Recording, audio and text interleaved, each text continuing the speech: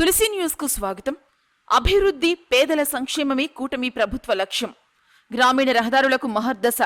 3.80 కోట్లతో నియోజకవర్గంలో ప్రారంభం కానున్న రహదారుల నిర్మాణం.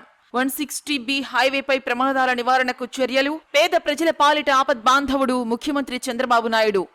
సీఎం రిలీఫ్ ఫండ్ ద్వారా 37 మంది బాధితులకు 42,40,021 చెక్కులు పంపిణీ. రాష్ట్ర అభివృద్ధి మరియు పేద ప్రజల సంక్షేమమే ధ్యేయంగా కూటమి ప్రభుత్వం ముఖ్యమంత్రి శ్రీ నారా చంద్రబాబు నాయుడు సారథ్యంలో పనిచేస్తుందని ఎమ్మెల్యే ఇంటూరి నాగేశ్వరరావు పేర్కొన్నారు. కందుకూరు నియోజకవర్గం తెలుగుదేశం పార్టీ కార్యాలయంలో శుక్రవారం ఉదయం ఎమ్మెల్యే ఇంటూరి నాగేశ్వరరావు మీడియా సమావేశం నిర్వహించారు. ఈ సందర్భంగా ఎమ్మెల్యే మాట్లాడుతూ ముఖ్యమంత్రి శ్రీ నారా చంద్రబాబు నాయుడు ఫిబ్రవరి 15వ తేదీ కందుకూరు నియోజకవర్గానికి విచ్చేసిన సందర్భంగా దూబగుంట నుంచి కోవూరు గ్రామం వరకు రోడ్డు నిర్మాణం కొరకు 80 లక్షల రూపాయలు నిధులు మంజూరు చేశారని, ఈ పనులకు టెండర్లు పిలవడం జరిగిందన్నారు. త్వరలో పనులు ప్రారంభించడం జరుగుతుందని, అదేవిధంగా గ్రామీణ రహదారి పనుల కొరకు నాబార్డు నిధులు కూడా 3 కోట్ల రూపాయల వరకు మంజూరు చేయడం జరిగిందని తెలిపారు. కేవలం సంక్షేమమే కాదు, అభివృద్ధి కూడా చేసి చూపించేందుకు కూటమి ప్రభుత్వం సిద్ధంగా ఉందని వ్యాఖ్యానించారు.